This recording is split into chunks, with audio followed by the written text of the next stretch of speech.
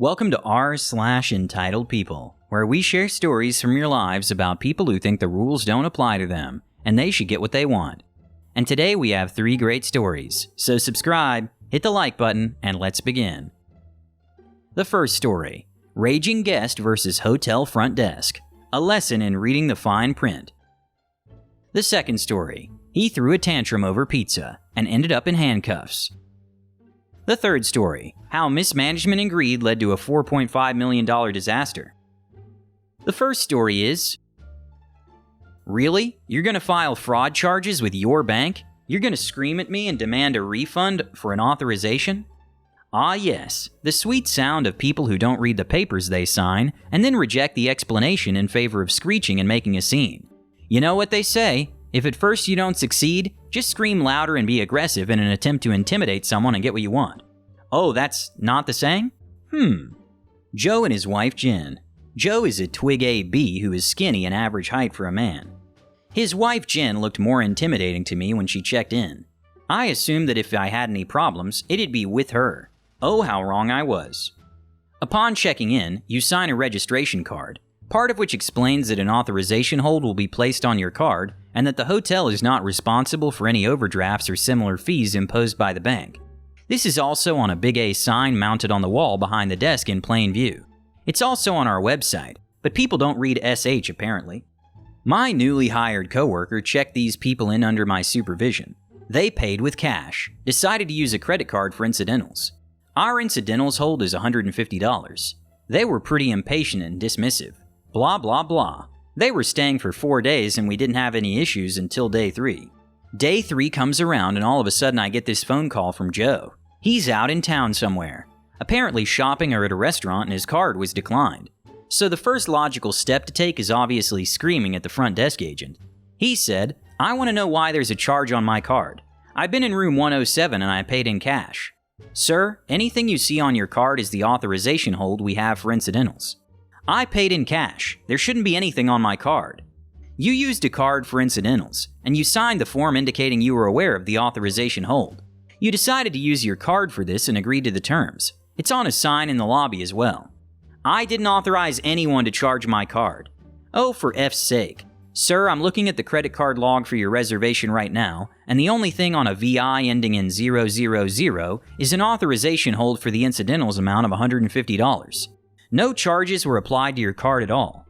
I don't have that money in my account, and my bank charges me $30 every time I use my card and it declines. I understand that. So what are you going to do about it, huh? I want a refund for the charge on my card and the overdraft fees I've been charged. Look, here. And I pulled out a registration card and read him that short paragraph about the hold. The paper you signed says here, this hotel is not responsible for any overdraft or similar fees imposed by your bank. So what? Do I have to file fraud charges with my bank? Because I will. You're welcome to go ahead and do that, that's up to you. For some reason that response always shocks people for a second, huh? Probably because they expect me to back down and are momentarily lost when I tell them to go right ahead. Go ahead and file fraud charges because you didn't read the contract you signed, buddy. Fraud charges for an authorization, no less. I'll be showing you my bank statements. I want you to reverse that charge right now, and I want the full name and position of whoever was working when I checked in. How about F no? I will not give a coworker's full name to a guest, especially not to an angry a-hole who would use it to harass her. I told you it's not a charge. I can pass you on to my manager, but that's all I can do. Fine, I want them to call me. Okay, well, I'll have them do that. Then he starts yelling again, basically going back through everything he already said.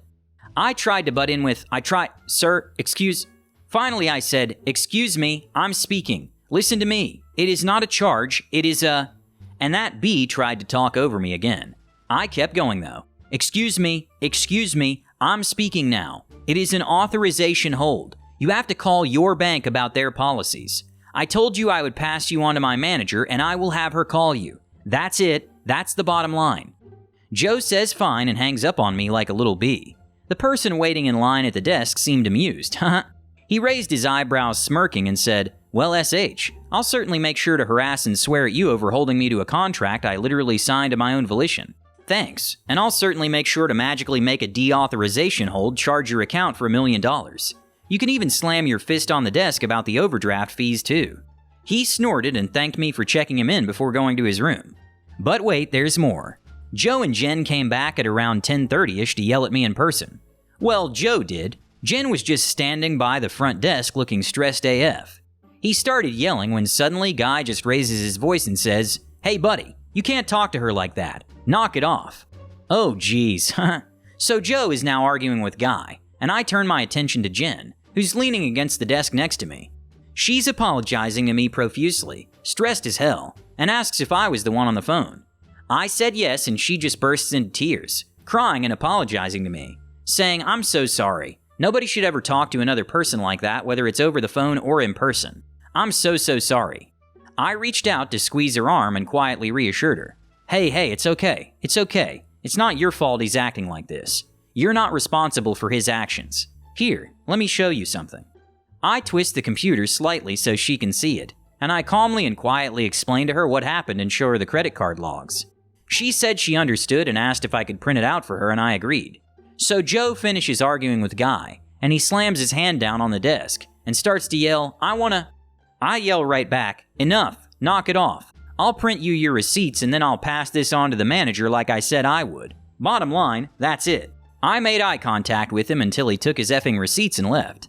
I was telling my coworker about it the next day, and she said Jen and Joe used to come into Walmart often when she worked there, and Jen always had bruises on her face and arms. I don't doubt it.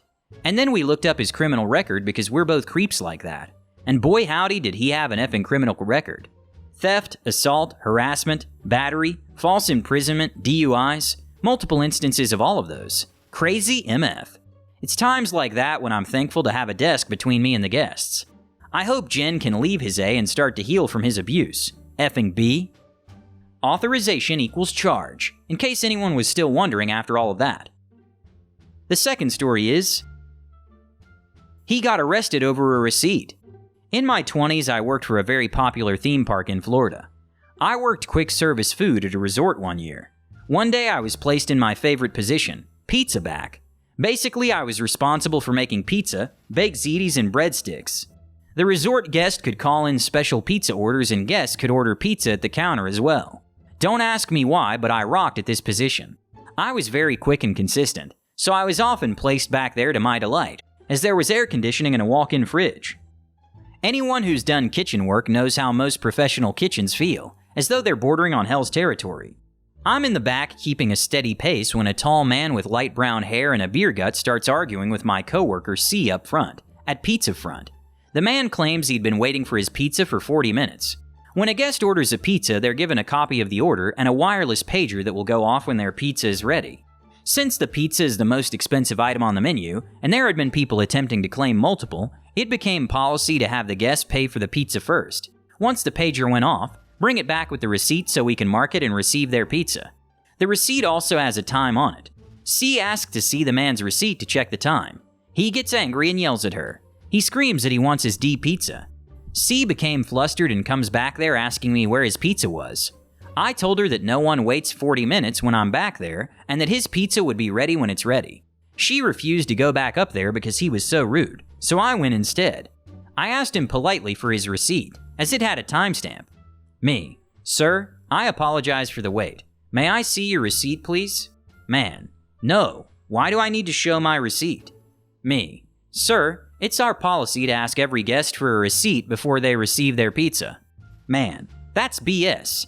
First that woman asks, now you do? Are you accusing me of stealing an effing pizza?" Me: "No, sir. It's our policy." Man: "F your policy, my name. Give me my D pizza." C calls our small and adorable manager. I'll call Rose. Rose comes up to the front and politely asks the man what's wrong. Man: "I've waited almost an hour for my D pizza, and those two Bs have enough nerve to ask for a D receipt." Rose: "Sir, please don't use harsh language towards our workers and ask if a receipt is policy." Man: "I can use whatever language I want to."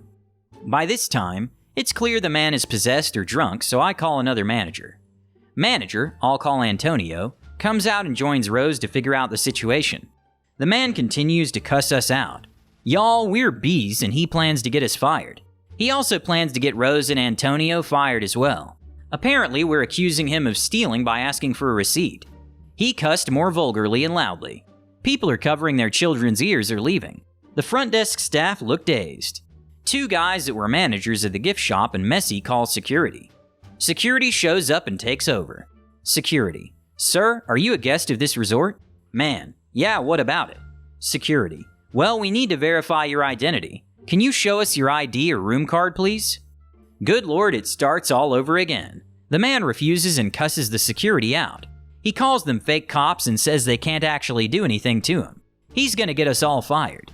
The fake cops threaten to call Orange County Police if he doesn't comply. Man: "Call Orange County." They called Orange County Police. The man is arrested in the middle of the food court. Once the cops show up, he miraculously calms down and shows his room ID. His wife and 8-year-old son were at the pool. A worker had to go get her. She was a blonde woman and pretty. She walked in, looked at him, and walked back outside. She has an expression that said, "I'm done." His face dropped as they walked him out in handcuffs. Due to the policy, the whole family had to leave that day with no refund, and was banned for life. They had come there for their son's 8th birthday. Edit: for anyone wondering, the man had a receipt crumpled in his pocket. He had waited 10 minutes. My guess is he was upset about something else and was just taking it out on the world. The third story is Student Housing Nightmare. I worked as a resident assistant for 3 years at an apartment complex for students attending my university. At the start of my 3rd year, both in school and working for the apartment company, the manager quit.